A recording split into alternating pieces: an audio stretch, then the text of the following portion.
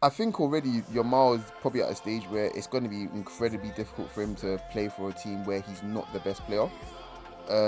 So usually with the best players, they normally end up in the middle of the pitch. Like I want to say 95% of the time, 99% of the time, they usually end up in the middle of the pitch. So I do see it. I mean, just from a playmaking point of view, like, yeah, Jamal's got can pretty much do it all.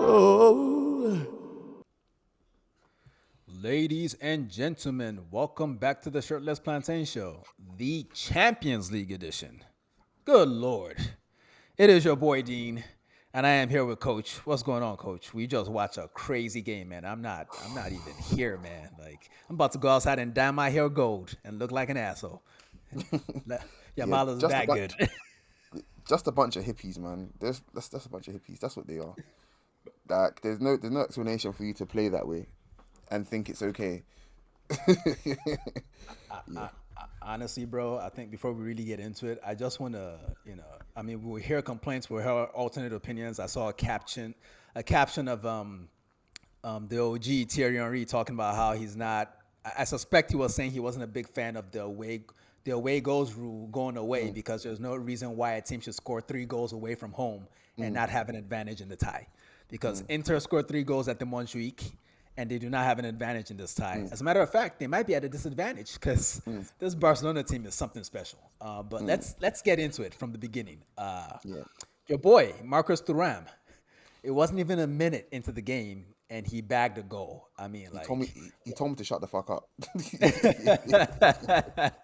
Was this just a matter of, do you think it was just a matter of Barcelona being unprepared, a bit like the next game we're going to talk about early on, or was this just Inter's plan and it worked to perfection?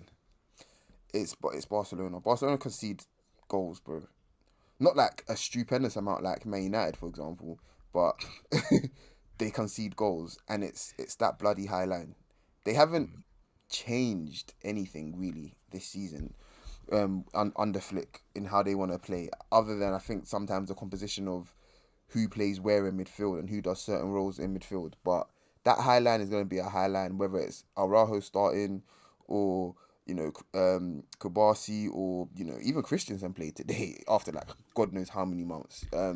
It doesn't matter if you play in that Barcelona defense, you better learn high line. That's simple. So Yeah, but I think there was an element of luck to the goal as well yeah, because Denzel Dumfries, a guy who has been injured for a while, he came back into the Inter team as well.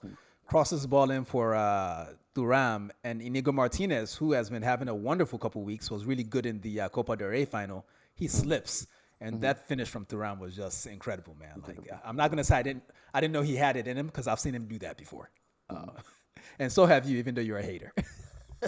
yeah. I mean, he's no Carnu against Middlesbrough, but yeah, it is what it is. So, Who is? Who is? Who is? but yeah, it was a good goal. I can't hate. I can't hate. And I mentioned this on the freeze a moment ago. Let's talk about him a little bit.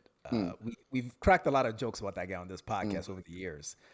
He's not a right back. He's not really a white ringer, but he is a right wing back. He's just a right. He's just a right. Okay, so how many people? First off, that's not a very common system in the game these days, not at the elite level. But that said, how many people? Like, what is his profile? Who else is similar to him in this game? That's a really good question.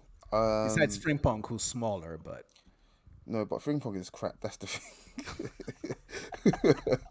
that's just shit on some black man. He said Thuram no, Dumfries no. We're gonna get on Frimpong. He didn't even play in this No, game. I'm sorry, he is. That's foul, bro. That's a good question. Do you know what I'm thinking? Um, who are the cats that play wing back for Brentford? Lewis Potter is on one side. Who's the guy that plays on the right? Who's the guy that plays on the right? Yeah, so coach, you've made my point for me. If you're Yeah, reaching for Brentford, no disrespect to yeah, Brentford, great team, great yeah, coach. Shout out yeah, Thomas Frank. But if we're reaching for yeah. Brentford, in a system that's not that common, he might be the best of his type on the planet. Because we were in the chat talking during the Yeah. game, and someone said something. I was thinking to myself, like, well, we judge him against right backs and right wingers, but that's not his job. And he produces because today he was man of the match officially, 2 goals and assists, involved Yep. in every Inter goal. and set them off on the right foot. And he hasn't been present for this bad run that Inter has had over the last 3 games. So I gotta give him a lot of credit, man. That was a hell of a performance. Yeah, But he was fantastic, man. Like I even think, even though that he scored the goals and set up one or whatever, I even think like he was solid as well. To be fair, in a crazy defensively, game. Yeah, you mean yeah, defensively? yeah. Man, that's crazy because almost no one was solid defensively in this game. They This is scored a what I'm lot of saying. goals, and they could have scored. I mean, if you want to look on the other side of Inter's defense, then we can start having conversations about who wasn't solid for sure. You know, Yeah, because that. yeah. So yeah. So this man is about. He's talking about our boy Demarco, who also is just fresh off an injury, came Yeah. back into the team, and we might as well get to it. Like I started with this Lamine Yamal boy, man. Like I think there's an argument that he's already the best player on the planet. How do you respond to that? Yeah, at worst, he's the best right winger on the planet right now. Well, I'm not. I don't agree with that. That's still Saka to me, but he Yeah, might be the best player, but he's not the best right winger. yeah. So I know that doesn't make sense, but that's what I'm going with. yeah, yeah. I mean, I don't disagree, but I mean, if it's not us as Arsenal fans speaking, I mean, He's yeah, he's at the very worst, at the very worst, he'd be the best in his position in the world right yeah, now. he is Right now, tremendous. it's ridiculous. I think that one of the best ways I think to contextualize what he does is you normally young wingers, doesn't matter what type of winger you are, as long as you're a winger and you're young, you normally give them leeway for making bad decisions quite a lot of the time. But this guy seems to be trying shit that seems to be arguably the at worst probably the second best decision that he could do with the ball at that time in that move. Usually it's normally the right decision. I want to say like that he makes, and that's the biggest compliment I can pay to a young winger because you've got central midfielders or attackers out here who are in their late 20s and 30s like Bruno who make dumb decisions every other time they get onto the ball. Um, so I think the best thing I can compliment I can pay him is he just makes amazing decisions a lot of the time. So Yeah, I want to say for me, like, and you're completely right about that. I would yeah, say,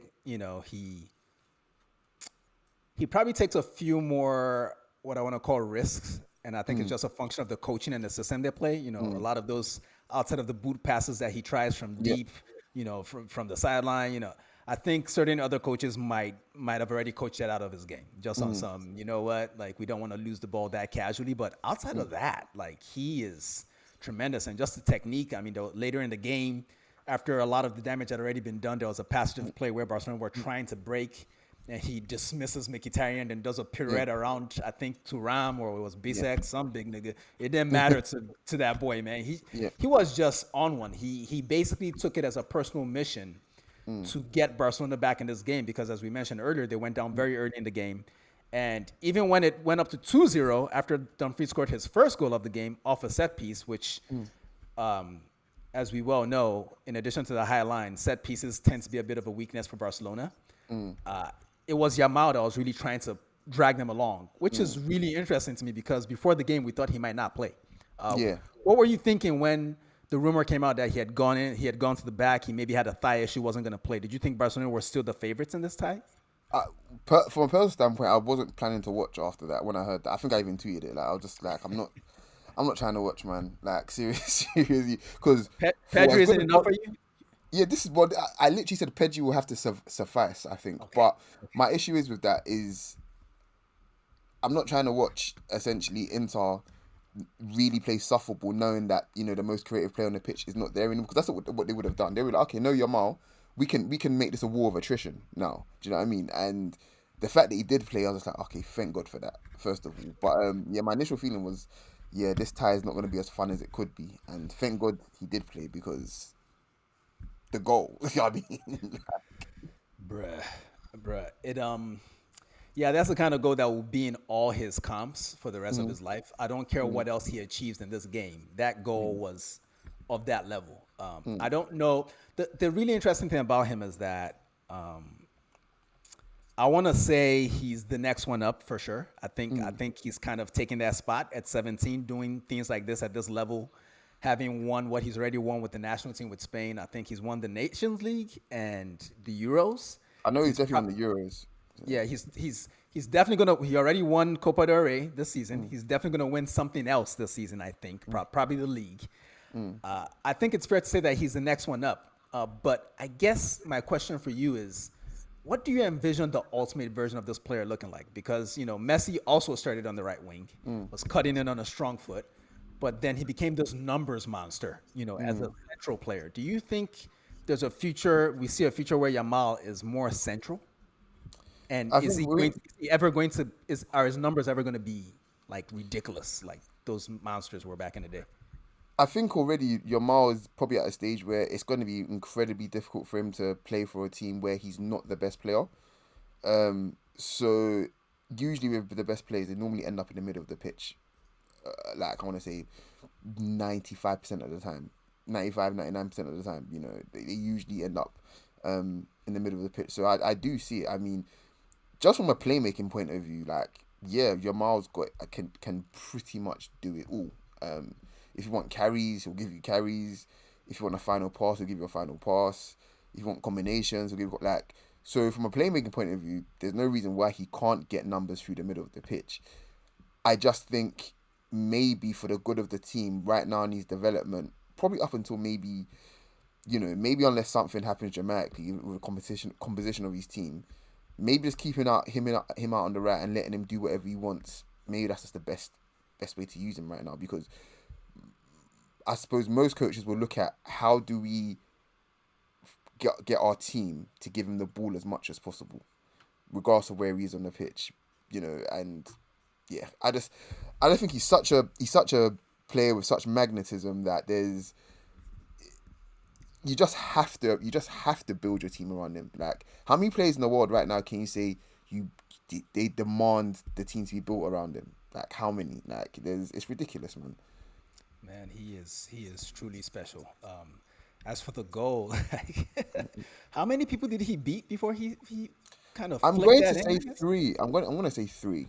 Right. But my main the thing that impressed me most is where he picked it up from because gonna get a bit nerdy here, but if we're talking XG, where he picked the ball up from is probably about 0.001 XG, and he's turned it into gold from there. Like it's just what, Bro, like, he picked the ball up from Morocco, man. Like, yeah, like there was no danger when he got the no, ball, and no, a couple seconds later, Jan Sommer is rooted to the spot. I mean, mm, just I don't even know what I liked more, the finish or the dribbling leading to the finish. It was just such a beautiful goal, and in that moment, I think we sort of realized that okay, this game is about to get really crazy mm, because before I knew what was going on, it was 2-2. mm, I thought Jan Sommer was poor on that goal. mm, Inter were deep, sort of playing in their deep block. And mm, Pedri plays the ball over the top. Rafinha heads it back across, and I think Ferran Torres scores a goal. But I'm thinking between those three passes, at some point, a goalkeeper needs to be proactive. You got to mm, come off your line and maybe just make it more difficult. I'm not saying he would have stopped it, but I do think at the point where the ball was getting to Rafinha, he should mm, have known what was going to happen. Like we all yeah, knew that what you expect a player to do there is head it back across. So yeah, come prepare for that, or maybe even try to get there before he heads the ball because the ball was kind of lofted. He had time to yeah, observe what was going on. So I was disappointed. As you can tell, I'm wearing my Inter gear today, so I was sort of hoping that Inter. Well, not really, because we all know what I really love. And yeah. I don't want to see Inter in the final. I do not want to see that. But I was sort of rooting for Inter in the game, and I was just really disappointed with Summer in that moment. I don't know if I'm being harsh. I think you're being a little bit harsh only because I came to find out that that particular move, Barcelona were spamming in the warm ups. They were absolutely spamming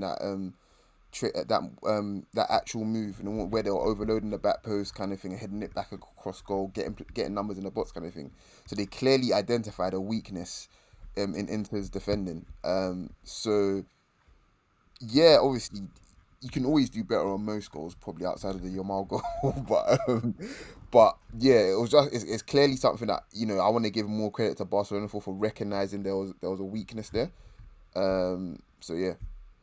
I guess I don't know. I just felt like he could have been more proactive. Again, I'm Mm, not saying he would have stopped it, but I think anything besides just staying on your line, he just sat there yeah. for the slaughter. It was weird to me. But Mm, 2-2 at that point. I'm thinking Inter, Simone Inzaghi is probably thinking at that point that, okay, we're still in good shape. We just, I imagine as Inzaghi, you go there hoping that you can get it back to the San Siro without damage. So even though they sort of let a really good lead slip, I think they were still in good shape at that point. But then they lost Lautaro. Yeah. And as much as we talk shit about him as well, like he's the talisman, he's the captain, Mhm. you know. And here's the question I really want to ask you: player quality is obviously important. You're not winning nothing without talented players. But is there an argument that health and depth might be even more important than talent at this point? Because I feel One like I know it's a crazy statement to make, but I just feel like it's beginning. I'm beginning to get the sense that the healthiest team will win this tournament. That's what it feels like to me, and that at the moment is PSG. Yeah. So here's my reasoning why you are 100% correct. Yeah. If you have good rotational players that can take minutes off your actual real, like your difference makers and keep things ticking along, you'll probably do well most seasons. It's not like a new sort of phenom. Like it's always kind of been the case where the team that stays the most healthy through whatever means, whether you're doping, Barca, Liverpool, just a few teams, Juventus. Juventus. Oh my gosh. Sorry, I've got a really bad cold. So, um, yeah, it's just one of those things. Now in 2025 with the scheduling, it's now become absolutely paramount that you have. This is why, and again, we're going to get to Arsenal, but I just want to make a point that I 1000% support Arteta's decision to, pause. I'm going to have to pause this twice actually, but backload, pause his squad um, with an abundance of defenders, considering the way that we play. We play, I think maybe Barca have the highest line now, but for the last God knows how many years, we played with the highest line in Europe kind of thing About 3 seasons, because yes. yeah, just because of the intensity of the games and the way we play, kind of thing, you need to have a lot of rotational pieces there. Now, it's kind of worked for us in terms of seeing the progression, kind of thing. Now we just need more of that in other positions. Now for the other teams, now if you want to talk about Inter, for example, now we all know that they're quite poor, kind of thing. That's why they're playing a 37-year-old in a lot of games. I definitely do feel like it's catching up with them now because you look at the demands they put onto their wing backs. For example, the demands they put onto Lautaro as well. Like both their wing backs have had injuries this season, Yeah. and yeah, like yeah, they're comfortably the best squad in Italy, kind of thing. But you're seeing now that Napoli with no Europe and a lot of healthy players are in driver's seat in Italy now. You're absolutely spot on. There's too much evidence to suggest otherwise. Yeah. So So, yeah, so follow up question: is this a good thing or a bad thing? I think ultimately I'm a big supporter of just having good players. Hence why I want to keep Kibio. But it's having good players in abundance because ultimately, we love players, we get attached to players. Kind of, ultimately, your club, or whatever club you support, you want them to be in the best position possible to succeed. And the more good players you have, they're just the better for you, kind of thing. So we might be seeing a change of the way transfers are happening now, where potentially you might be seeing a lot more loans in a way, just so that teams and squads can just get players at a good value that are a good level just to help take minutes off their stars. So that's where we're at because you have to optimize these players. For example, now like your Miles played a ton of minutes. I think today was his 100th game, right? Barcelona next season are going to have to look at how they manage these minutes. They're going to have to because 100 games. I'm not being funny. We all know what the 500 game mark is. He's gonna hit 500 games before 25. That's insane. He's gonna hit 500 games before 25, guys. So he quite literally may be cooked by the median prime physical prime for footballers. He might be cooked by then. So they're gonna have to start thinking about that soon, I think. Yeah, yeah. I don't know how I feel about it. I think a couple, maybe even up over a year ago at this point, I made the point about how with all these young prodigies popping up so early, being so good so young, that we need to get used to the idea that, okay, maybe people aren't retiring at age 32 or 33, and maybe they're being done by 28 because they're just out. Like if you've been hooping at the highest level since you were 17, I think it's unreasonable for yourself or anybody really, unless you're living a perfect life from a nutrition standpoint, from a lifestyle standpoint, then that begs the question, well, what's the fucking point of all this money, man? We trying to go to Ibiza and get. Anyway, back to this game. Inter took the lead again through Denzel Dumfries. Inter on the break are just so efficient, so amazing. They just fill all the lanes so well. They move so quickly. Even the slow players in their front line look quick when they're moving. Shout out Mehdi Taremi, who came on for Lautaro. Like, I remember seeing him come on, and I thought to myself, this nigga ain't gonna do shit. And he didn't do shit. I respect that. I love when I can predict what a motherfucker's going to do and he doesn't let me down. But Inter scored. Was it from a set piece, the third goal? I'm drawing a blank. I think it was a corner. Indeed. Okay, where Dumfries dunked on Danny Olmo and Chesney didn't get near it. And it was 3-2. I'm going to ask you what you thought at the time, but I'm pretty sure it was that, well, the goals aren't done in this game. No. I didn't expect it to come that quickly, to be fair, but I'm an idiot, so maybe I should have. But yeah, put it like this, there's fewer things more satisfying than a bullet header, genuinely. And Denzel Dumfries, you've filled my quota today. Pause. That was actually wild. What was I thinking? Bro, after the last episode, we got you so spooked, Coach. You pausing everything now. Yeah. Your pause ratio is crazy today, man. Pause on that. Yeah, but yeah, it was a fantastic goal, and I really do enjoy it. The same way I enjoyed the Barcelona first equalizer. When the team exposes a team's weaknesses, I'm very, very much pleased with seeing that happen again with Inter going ahead. Like, it's good when coaches do their homework and the team listens. Like I said, like I tweeted, I said that despite Yamal being absolutely out of this world, I do genuinely believe that the coaches were the stars of this tie so far. At least I think both coaches done a good job in not letting their teams die. Yeah, fair enough, because Barcelona's equalizer for the second Dumfries goal was also from a set piece and was clearly something they'd practice. I forget who played the actual ball in, but Yamal steps over it. It's played to the top of the box, to the D area, and Rafinha just unleashes a bastard thunder, whatever y'all be calling it over there, thunder bastard, like thunder Amali. He unleashed the dragon still. Yeah, there you go. But he still needed a bit of luck for it to count as a goal because it hit the bar and bounces off Summers' back. At this point, I'm thinking to myself, this is ending 5-5 easily.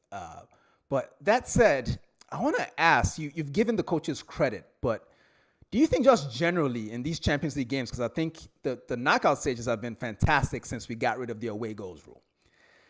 Do you think that's the bigger, in a game like today's game, is that the bigger factor, or is it the coaches, sort of preparing their teams to take advantage of weaknesses that's the bigger factor to you? So I've not really been a fan of the away goals rule, only because Arsenal have been fucked so many times by it. Well, to the extent where you can go away to Bayern and win 2-0 and still not go through, despite you drawing 3-3 an aggregate. Like, it's just ridiculous. But it is what it is.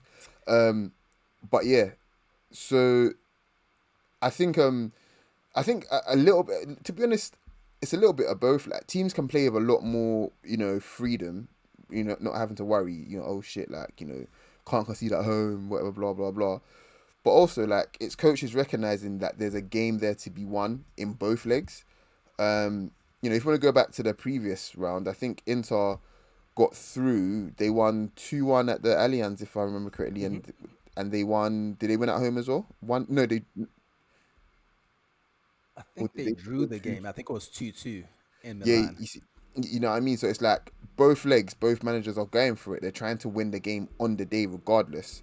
So when you look at it like that, managers are recognizing that potentially, regardless of away goal rule, we can essentially win the tie in one leg, in the first leg, if we can. The same way Arsenal essentially did in the last two previous rounds with PSV and with Real Madrid. The ties, let's be frank, the ties were won in the first leg. So you have to give credit to coaches for recognizing, that there's a game to be won here. Like, both managers today, despite me not being the biggest Inter fan, just because they're very very cynical in my opinion. Um, he recognized that look, we could actually do it today, and they were 2-0 up. They were 2-0 up. It could have been, I thought the tie was over. It could have been the tie. If they got to 3-0, Barcelona have an amazing attack. I'm not 100% sure they fully recover from that if it gets to 3-0. So I don't know, man. Remontadas are crazy right now, and like you said, once managers feel like they can go for it, the games look the way this game looked. That said, I want to say Barcelona did really well, showed a lot of resilience to come back in this game, but despite Yamal hitting the bar towards the end, I kind of feel like Inter had an offside goal disallowed. Mkhitaryan was offside by a toe hair, and they just looked more dangerous on the counter towards the end. So it kind of felt like Inter could steal this, but that's neither here nor there anymore. The game ended 3-3. Who do you think is taking this tie in the San Siro? Because I just feel like Barcelona are going to go there and play the same way, So we might get a similar game. I don't see Inter keeping them out. If Inter couldn't stop them from scoring 3, even though they had the lead and game state was favoring them, I don't see them stopping them from scoring at the San Siro. So if you were a gambling man, which you are not, you are a man of God. But who would you put your money on? I'm putting my money on Barca only because Inter need to play hard this weekend to make sure that they don't fuck up in Serie A. So Who do they have? um, I cannot remember. However, Verona. they They have should be, Verona. but without no Lautaro, and it looks like it could be quite bad. How much more can they rotate? They're gonna need, in my opinion, to start Thuram. So they're gonna need to start Barella, like, to make sure they get over the line. Whereas Barca, I Yes. think, have a little bit more sort of leeway. I don't know who Barca have got this weekend, but um, yeah, it just feels as if it's geared towards Barca being able to um, have more in the tank next week, basically. Barcelona are away at Valladolid. Oh gosh, they're like the worst team in La Liga. So, So they both have similar ties, but the goal, given that they're still both in contention for their respective league titles, you kind of have to win that. But like you said, Barcelona just has more options on the bench. They have better depth. They did lose Jules Koundé today, which is unfortunate because he's been in fantastic form as well. And I don't even know who his backup is, to be honest with you. Probably a Cantera kid or something. A La Masia kid. Gerard Martin, probably, who came yeah, on. I forgot who came on. I know there's a Brazilian guy. No, not a Brazilian. That was for Inter, sorry. Um, but yeah, there was someone that came on. Oh my gosh, I've forgotten his name now. Yeah, Uh, I find that. Yeah, it was Jared. Well, no. Who came on for it was Kunde? Garcia. Eric Garcia. Yeah, They just use him everywhere. I've seen him play center yeah, back for them this season. I've seen him play as their six. I've seen him play as yeah, a right back. And Gavi got on as well. yeah. Araujo, you guys know how I feel about him if you've listened to the show for a long time, but I'm kind of itching to do another Araujo rant again because I do not understand that player. I just don't. Like he's like the black Schlotterbeck or some shit, man. Just a trash ass player. But in any event, there'll be more of this particular matchup about a week from now. So looking forward to that. Let's talk about the game that honestly has not depressed me as much as it should have. Arsenal 0, PSG 1, live from the Emirates. You were there. Let's knock out the conversation about the atmosphere first before we get into the detail of the game. I have my theories on, or my feelings about how the Emirates functions. You were actually there. You felt as if I was probably being a little harsh. Was I wrong to feel that the crowd kind of tapped out a little bit after conceding an early goal? I'll be honest with you. Yeah. You So I don't better want to give. be. You better be I just honest want to with give. me. I just want to give like I suppose a bigger picture, right? Okay. For me personally, that's the loudest pre-match I have ever experienced at the Emirates. Point blank. One of the loudest pre-matches I've experienced ever. Like I'd compare that to what I experienced at the Bernabeu a couple of weeks ago. Like legit, it was deafening. Absolutely, like people were pumped, ready to go. Like it was very, very intense. It felt like a match on the continent. It felt like a true European night for sure, which is only a good thing if you're paying attention. If you're paying attention, it's only a good thing, right? So just stick with me here. Um, and then the Angels started playing before the players came out, belted out absolutely crazy, and then Shit song. yeah, shit song. But guys, I'll confess, I sung it yesterday. I did. I You did. have to. You have I, to. I was on board. I was, I am on board, should I say? And you got to do what you got to do. And then the moment of silence happened. Now, love and light to the Pope and everything like that. But Man, that nigga the, dead, man. the, Let the the, dead stay dead, man. Fuck all that shit. that kind of thing can kill an atmosphere. Now, don't get me wrong, we got it back up again, the same way the Madrid fans, got it back up again, but it wasn't quite the same. Like, people were whistling, people were like, initially didn't even respect the moment of silence. I don't know if that came across onto you, but people didn't initially even respect the moment of silence initially. And then they went, to it, and then they started clapping afterwards, kind of thing. But people were itching to go. But when you get energy up like that, and then automatically you have to now quell it all of a sudden, kind of thing. That doesn't help. Correct. So with that being said, game started, atmosphere went absolutely bonkers as you'd expect. And what they scored, what, in 3 minutes? I want to say. Yes, yes. Yeah, Dembele scored in the third minute. yeah. And how did that affect the atmosphere from So within the stadium? so here's the thing.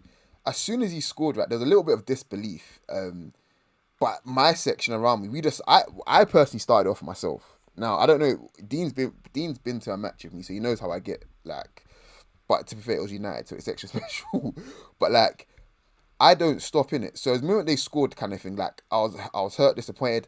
I just started applauding, just started screaming Arsenal, Arsenal, kind of thing, and people just took it like took it on board, and we started going again, kind of thing. Now maybe because I was concentrating so much on the battles on the pitch, kind of thing, I didn't really take in if it was that quiet. But to my mind, it was still pretty loud. Now, obviously, I can't hear every single corner of the pitch, kind of thing. PSG fans are PSG fans.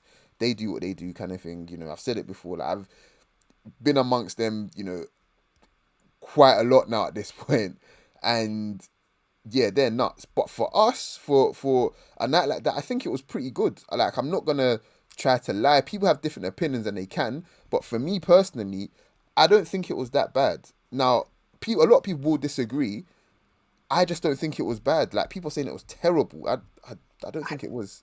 I, I wasn't impressed, bro. I wasn't impressed. But I've had this issue with the match going folks at the Emirates for many years. This is like a 20-year beef with me, and I just felt like, given the occasion, given the stakes, it's been so long since we had an opportunity like this.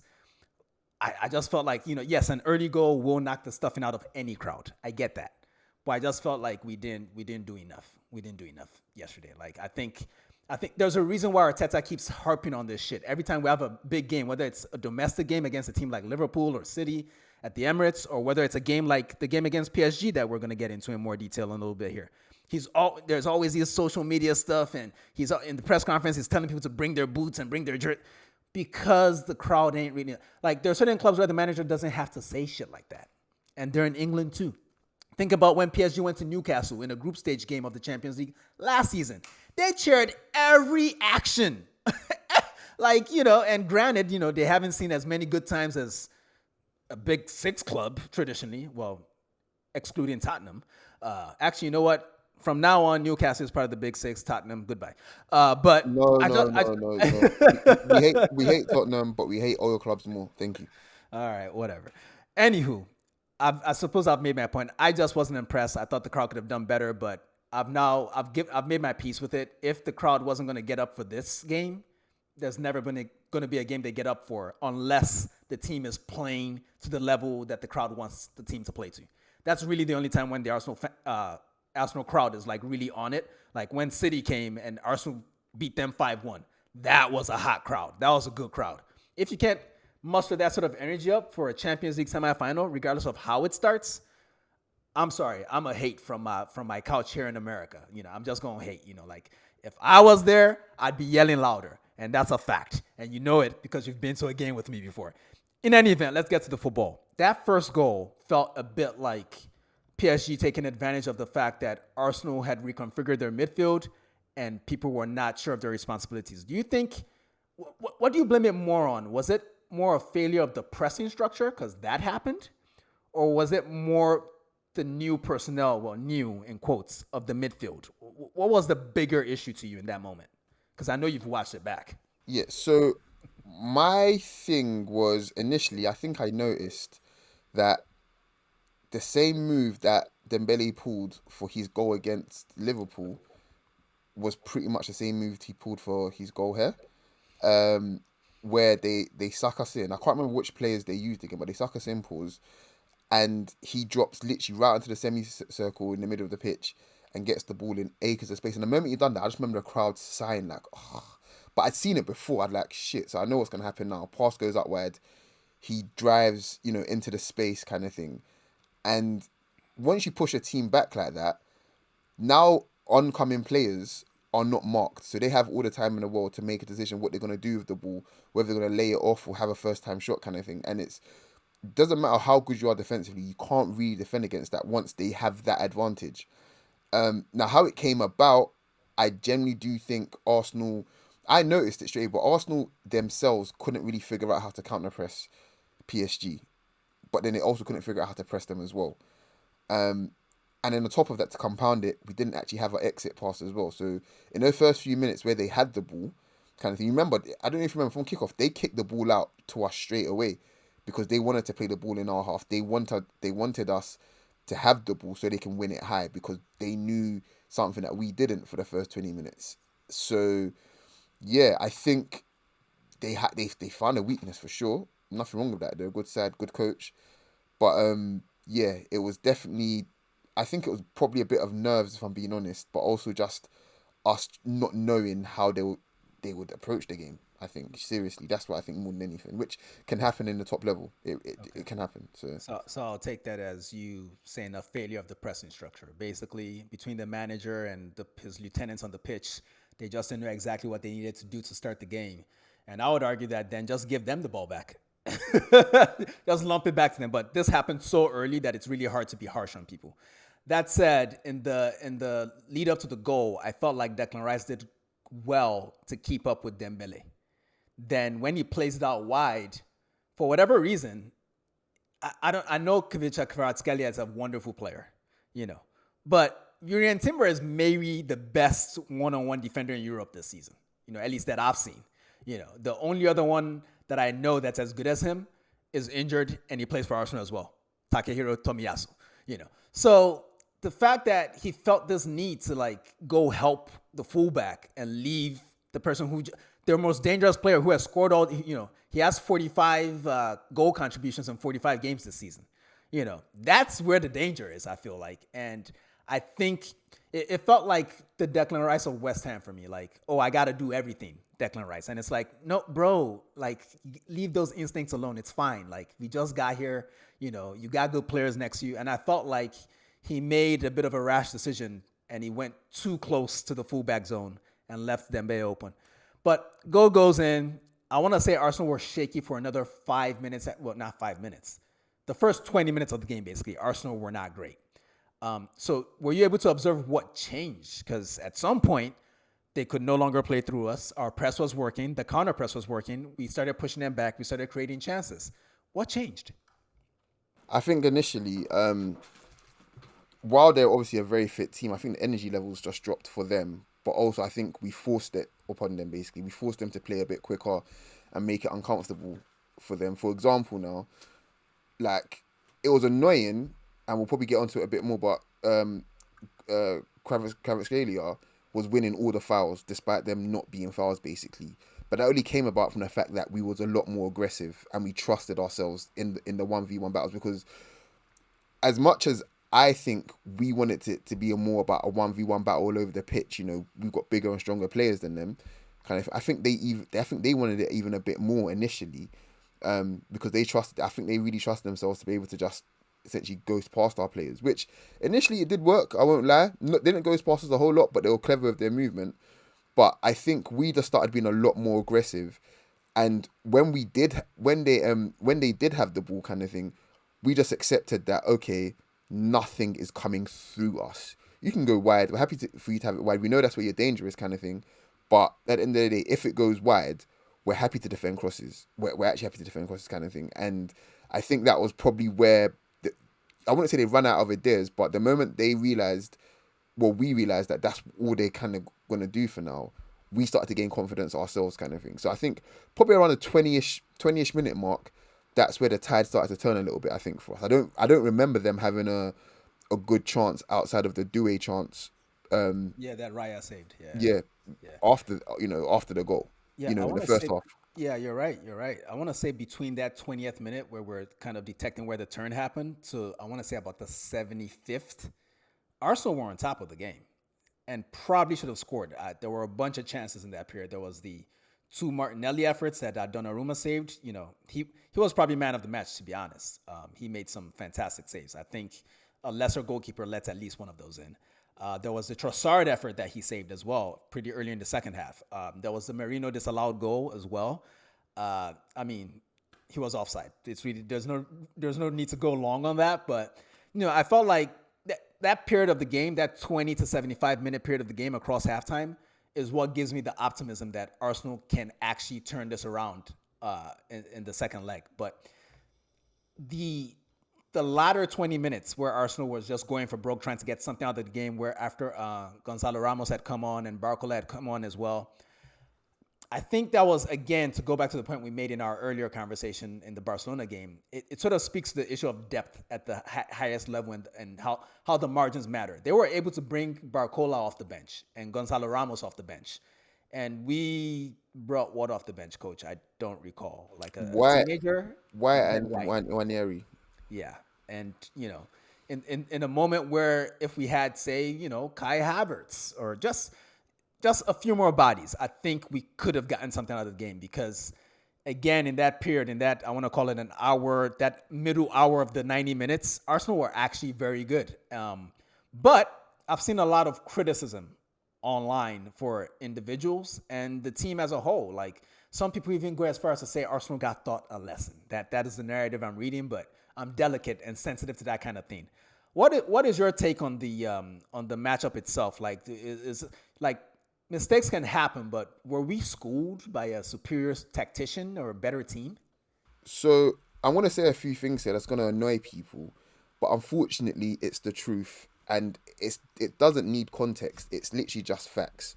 So when we played in October, guys, the only players that were missing, and I say missing as in didn't play that game for PSG, were Dembele. Actually, just Dembele, because Kvaratskhelia wasn't a PSG player, so I don't know if we can even count him. It was literally just Dembele.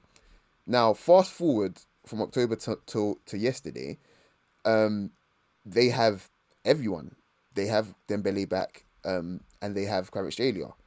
Now, if you look at the Arsenal team that played that day, Odegaard didn't play that day. But He we had, didn't play yesterday either. yeah, we'll get to that. We'll get to that. But Odegaard didn't play that day. But we had Kai Havertz, we had Gabriel, we had number 5. Do you know what I'm saying? I think we had Calafiori as well, if I remember correctly Yes, as well. he was going crazy in that game. Yeah. Yes. So fast forward to yesterday, Arsenal didn't have Calafiori, didn't have Gabriel, didn't have number 5, didn't have Havertz, didn't have Gabby Jesus as well, should I say? So if there's a team that changed, because I've a lot of people talking about, oh yeah, that's not the same PSG team, they've changed. Really, guys, the only team that actually changed was Arsenal, because as we've been banging on about this entire time, when you have depth and good options kind of thing, that kind of helps with maintaining the fitness of the players you want to be playing most of the minutes, right? So again, I have to reiterate, the only team that changed was Arsenal, not PSG. Had both teams been both fully healthy, I think we see a similar game to what we saw in October personally. And I just think, I'm not saying that to dismiss PSG, because we've waxed lyrical about them. They're a wonderful side, but Arsenal made it a running game in October. We made it a physical game kind of thing. We made it a game of the playing it on the edge of the physical margins, if you like, kind of thing. And they couldn't really handle us. Now, I saw Trossard yesterday hold off Marquinhos, bringing balls down from 50 yards up in the air, kind of thing. That was Just imagine, funny. yeah. That was funny. Just imagine if it was Havertz. Better still, just imagine if it was Mourinho. So Marino, sorry, in those positions. It's very, very easy to be lulled into this sort of, yeah, let's just get onto Arsenal. Even if you're on Arsenal, let's just get onto Arsenal. It's never good enough. It's just this, it's just that. Just look at the facts. Just look at the facts objectively. Arsenal are a better side than them physically. That's just the bottom line. And we have some wonderful technicians among there. Declan Rice fits both those balls. He's wonderful physically. He's wonderful technically. Now, if you put those players in a position where they can use those gifts and use those tools consistently, kind of thing. I don't really care how good you are technically, kind of thing. The game is about fitness. Over 90 minutes, kind of thing, you will end up running a team over if you just keep going. You just will. So I'm not buying this idea that we will score. The first 20 minutes was the best away side we've seen probably at the Emirates in a minute, right? No problem. I have no problem admitting that. But the game isn't just 20 minutes, unfortunately. As much as people want to pretend as it is, kind of thing. A team can change, can evolve in 90 minutes, and that's what Arsenal did. And we're doing it while we're stretched, guys. Like, we're actually stretched at this point. So I'm not mad at Arteta. I'm not mad at the players, kind of thing. And I'm not buying into the idea that we were taught a lesson. We were stretched by a side that's good. They're a good side, and in latter stage of the Champions League, I have a newsflash: you tend to play good teams. Everybody, So, everybody, yeah. and So even better, as I said earlier, they're healthy. They don't. I was looking at their injury report. There's nobody on their injury report. Everybody's healthy. Like all those minutes Lee Kang-in was playing back in October. Now they're reaping the benefits of that. it's that simple. That's let's get a little more. I know this section has probably sounded very Arsenal centric, but we're Arsenal fans. We don't apologize for that. Who among the Arsenal players, besides Trossard turning into Macho Man Randy Savage, who impressed you in terms of how they responded to going down 1-0 and having a very Declan Rice, poor. Declan Rice, Declan Rice, Declan Rice, Declan Rice. I'm sorry. That's fair, but I guess I was sort of teasing up for this particular conversation, and for me it would be Mikel Merino. I I was was gonna so say, impressed yeah, by him. yeah. I know the result wasn't what we wanted. I know he scored goals in other games, but to me this was his best midfield performance since he's joined Yeah. the club. He looked to me how people probably envisaged Fabian Ruiz. That's what he Yeah, looked like to they're me. the same player. I Yeah, mean, they yeah, get subbed in and out for each other yeah, for Spain. yeah. They So never played together. They're the yeah. same player. So here's the thing with Marino. He's got poser, right? He might not be as graceful as Pedri and whoever else these midgets, these people love to worship or whatever. But like, he's got poser. He's very fucking smart. He's so flipping smart. And in times in the game where PSG were trying to get back in, he just said nope. He just took this thing out of whatever the hell they were doing and got us playing at the tempo we want to play, which is so important when you're, especially when you're chasing a game where you need a calmer head, in those situations. So yeah, I was really impressed with him, to be honest. Yeah. I think That said, I did miss Declan Rice's running in that position because exactly. Marino doesn't really have that. So now Yeah, you can talk about your boy Declan. yeah. I mean, before I get onto Declan Rice, because another player that runs well is MLS. I think MLS matured probably about another 2-3 years in that game yesterday. Now, I don't feel like he didn't get roasted by anyone, kind of thing, but I do think he found it tough to influence the game initially, because we all know he likes to fill his player pools and then start and just use them as a booster pad, if you like, to bounce off onto one of his runs. I don't feel like PSG afforded him that in the early stages, but once he got going, he just got going. And I don't think it's crazy to think that there isn't anyone in that PSG midfield that's better physically than him. There isn't. Like, he's physically superior to all of them, and I feel like he can hang with them technically, no problem. Like, absolutely no problem. I mean, he fits the bill. He's only like 4 foot tall anyway. So, well, he looks it, shall I say? But yeah, on to Declan Rice. There's a lot of discourse about Declan Rice. And you know me, I don't wake up every morning thinking I'm going to defend a white man. I'm just not. It's just not my thing. But I feel like he gets tarred with the same sort of brush that black physical players do in some regards, if that makes sense. Like, the guy isn't graceful, if you like, in the traditional sense, but he is fascinating to watch. I genuinely feel privileged watching it. Not in the same way I felt privileged watching Ozil every match week, and that's probably the biggest privilege I think I've had as a football fan, to be honest. But he does things that it just makes you question, how can a footballer pretty much have no weaknesses? Like, what weakness does Declan Rice actually have? Not the superficial shit, please, guys. Well, Let's be honest. he doesn't have vision, offensive vision, and he doesn't orient his body well enough to make even more impact in the final third. But Okay, besides that, okay. So again, fair. That doesn't hinder him. For the type of player he is, it doesn't hinder him, in my opinion, because it's a team sport, and you should have other players that obviously should compensate for that. But from a midfield position, you have to remember as well, in the last month, Declan Rice has played in every single position in midfield. He has. And has given a minimum 8 out of 10 performance in all of those. I don't know what much more you can want from him. I saw him do things yesterday from deep that I've been crying out for, which is just essentially take players in from the opposition side and pop the ball out to someone in space. That's all I want you to do when you're deep. Be confident enough to suck these players in pools and just pop it out. There was a time he did it to Timber in the second half where he was telling Timber like get into the space, and the moment the two players PSG players pressed him, just knocked it over them. Like, okay, there you go, Timber, get on your way. Then the moment he gets it deep and he sees like a slight bit of space, he's gone. He is gone. I saw PSG players just give up. Due just gave up. Like, I'm not catching him. Fuck that. Vitinha just, I'm not catching him. Fuck that kind of thing. Like, like he's a sort of player that in these sorts of ties, like we saw against Real Madrid, he makes the difference one way or the other. And we're gonna need him in the second half, in the second leg. Absolutely need him there. And he's a big part of the reason why I think we just stayed in the game in general, and we kept it at 1-0. Not even with making any sort of defensive contributions, just being that presence that PSG had to respect. They just had to respect him. So, yeah. Well said, Coach. I hate to do it, but we have to do it. I feel like yesterday, it's been a rough season for the captain, Martin Odegaard.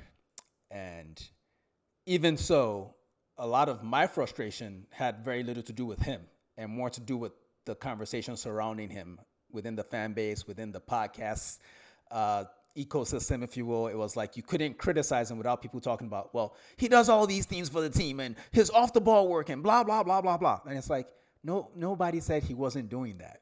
We're saying that on the ball, it's been horrendous. And I got to be honest with you, as much as we stayed in the game, as much as we had opportunities to get something out of the game, at no point did I feel as if Martin Odegaard was contributing to that yesterday. And it was really hard to watch. And I feel like it was a performance on an occasion. It was such a poor performance on such a big occasion that I honestly think it could affect his place at the club moving forward. Managers don't forget performances like that. People think the manager is like obsessed with a player. He's not obsessed with a player. That's his only option. So I guess the question for you is, are you as concerned as I am because I always felt like no matter how badly this goes this season, he'll be better next season. And there's no chance that he's losing his spot at the club. But do you think that based on, I think that performance broke a lot of his defenders yesterday. I saw a lot of people that have been defending him for months just dump on him, like be very rude about it as well, which I crack my breast milk jokes, but at the end of the day, I'm still hoping he recovers his form and all that. And I thought he was on the way. He was looking better in the last couple of weeks. Not great, but better. But what do you think? Am I over-indexing this performance, or do you think this is something that will have an impact on his future at the club? So, I think he's on thin ice with the fan base. And I don't want to. We're not in the dressing room, so we don't know. But I do think he's probably on thin ice, in terms of his standing among, what people think he is. Not only just at the, I don't want to say at the club, but probably just in the game. Like, teams used to respect Odegaard. They used to respect him. Now they're just like, well, just let him have the ball there. But the moment he gets there, just fuck him off it, like, because that's what they can do. Yeah. So that respect has gone, and that's never a good thing. If multiple teams are doing that to your captain week in, week out, that's never a good thing. So that will have an effect on how players probably view him in the dressing room, which is fair and unfair. But I don't want to. I personally don't want to over-index and say, oh yeah, the coach is definitely looking past him now. He might be, and he has every right to do that. But I'm not 100% sure he is. Now, I'm not saying he's right or wrong to do that, but I'm not 100% sure he is. I think Arteta is a very, very, very thoughtful coach.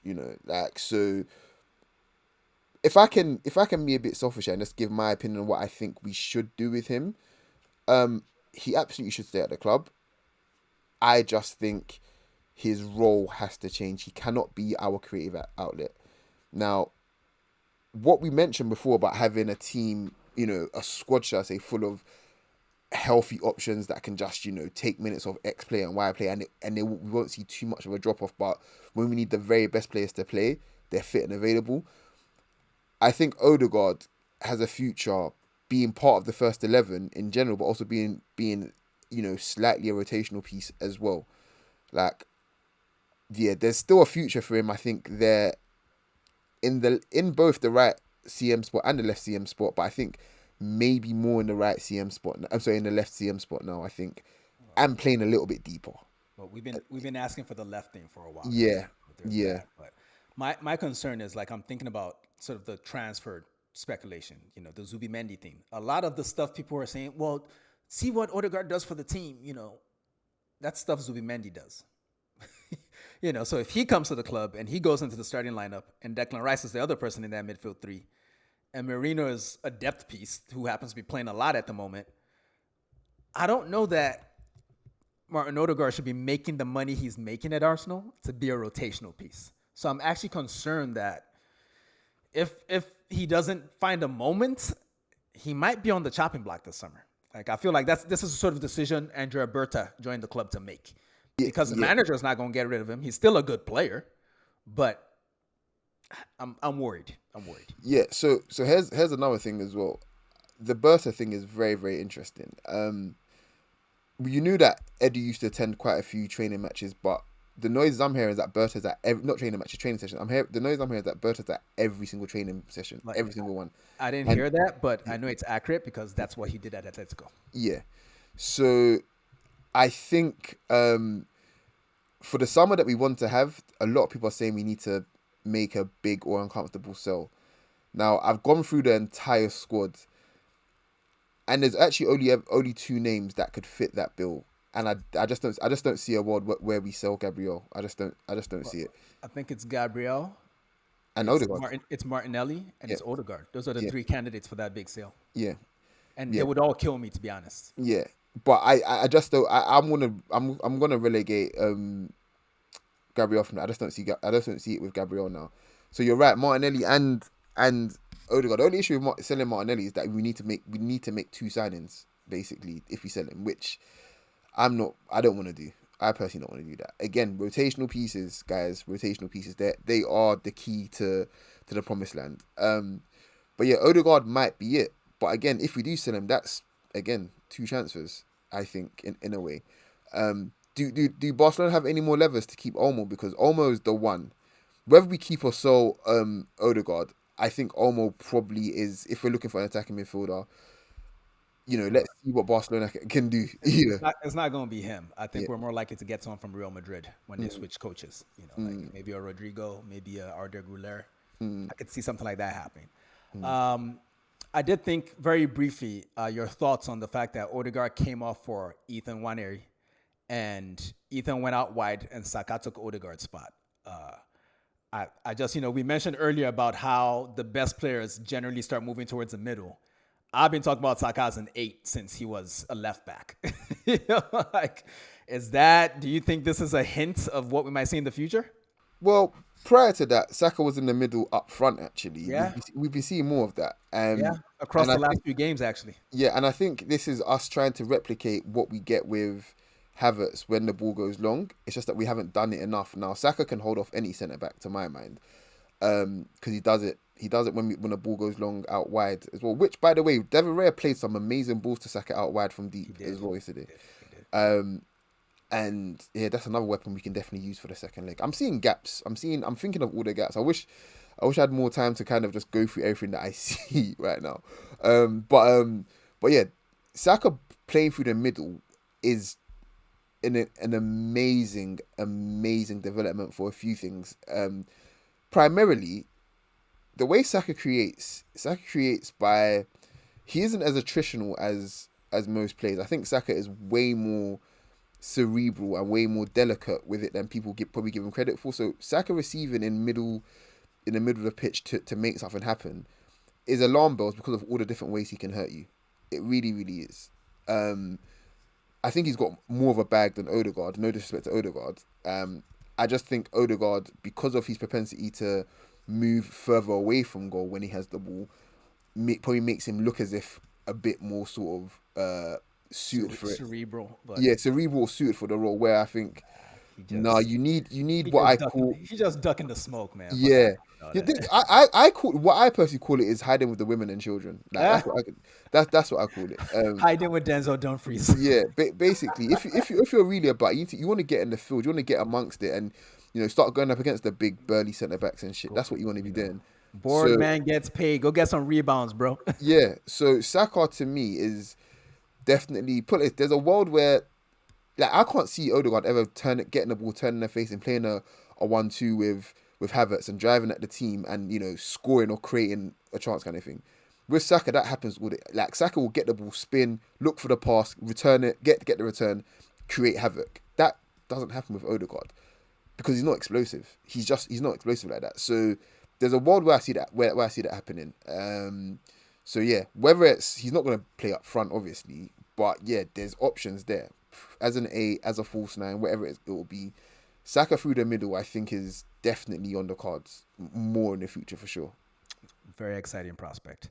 We're about to be done with this, coach, but I have one final question for you, and you knew this was coming. What is your I'm not gonna ask for an exact prediction, but do you think Arsenal? I know you think Arsenal can turn it around, but how difficult do you think it's gonna be? I think it's going to be very difficult, but a lot of my hope, unfortunately, comes from the fact that Five will be back. Um, like I can't really discount just how important he is for this game against a team like PSG. Like all the good things PSG can do in the ball, he's that in one player. It's that simple. He's that in one player. All the nice things you see Vitinha doing, that's Five's bag, 100%. All the things Ruiz does, again, he's got the hype for it. And the underrated part of his game is just how well he anticipates. So I think we can be a bit more aggressive next week. We can and not have to worry as much. And in turn, that means Declan Rice can be even more aggressive. We can deploy him where he belongs. Yeah. So I'm not gonna make any predictions. Not because Coward. I'm superstitious or anything, but it just annoyed me that I did make one yesterday and it just horribly, horribly backfired. So it's just like it's just pissed Yeah, me don't. off. It's not your bag. Like, leave that Yeah, to the pros. yeah. It just really it just normally I'm actually quite good to be fair. If I was a better man, stuff like then it would probably I would probably be winning more than I lose. But it is what it is. But I think Arsenal can progress. I do. Mainly in part, obviously we have quality, a lot of quality, but I really just don't trust PSG defensively. I really don't. I really, really don't. I mean, Arsenal, despite losing that game, out XG'd PSG, not by a lot, but they Mm, did, so much for that lesson that Arsenal got taught. Like they were doing some teaching too. They just didn't get the goal that they needed because mm. variance is a motherfucker. And Gigi Donnarumma had a decent night, some good flops too. Shout out to him for that. In any event, I think that will do us for now, Coach. I think we've given these games the attention they deserve. Hopefully, the games we get to watch next week are even more entertaining. I don't know what that would require for us to be even more entertained, but I'm down for that shit. In any event, Coach, thanks for joining me as always. Really appreciate it. You know what to tell the people. Yeah, instant reaction. I apologize, guys. It, I do, I do. It is out now. By the time you hear this, it is now. I really do beg an employee to watch if you haven't already.